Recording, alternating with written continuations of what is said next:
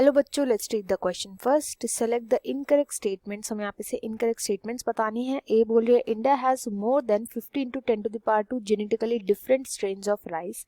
B India has 10 into 10 to the power 3 varieties of mango. C genetic variation in Rauwolfia vomitoria can be in terms of cost of Rizapine. Or D the tropical rainforest initially covered 6% of the land surface of earth but now they cover only 14% of the land. इनमें से incorrect statement कौन कौन से ये हमें बताना है.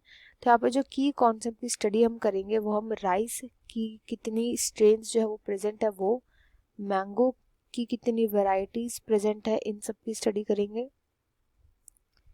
रॉवुल्फिया के बारे में स्टडी करेंगे, इसका जो रिजर्व पाइन होता है इसके बारे में स्टडी करेंगे.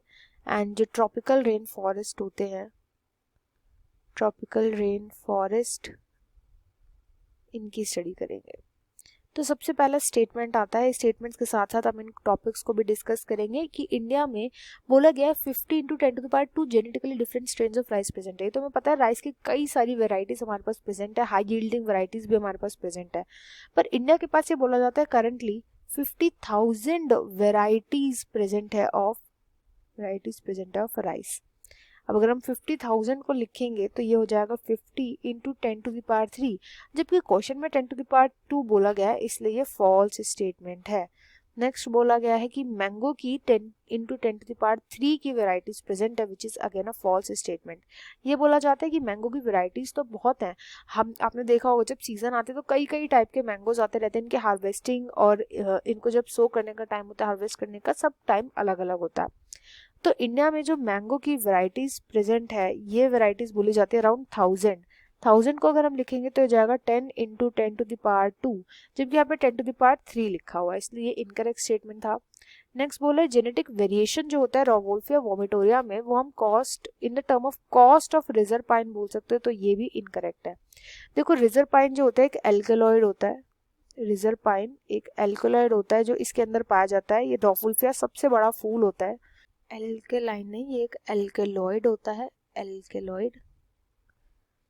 एल्केलॉइड और इसका पर्पस बहुत ज़्यादा होता है. इससे या तो टी भी बनाई जाती है, इसको मेडिसिन में भी यूज़ किया जाता है, तो बहुत ही पर्पसफुल होता है.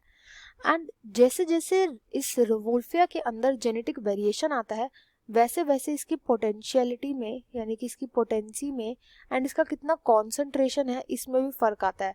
क्योंकि जैसे जैसे रॉवोल्फिया के अंदर चेंजेस आएंगे वैसे वैसे कितना रिजर्व पाइन वो प्रोड्यूस कर रहा है, दैट इज कॉन्सेंट्रेशन, उसमें भी चेंज आएगा.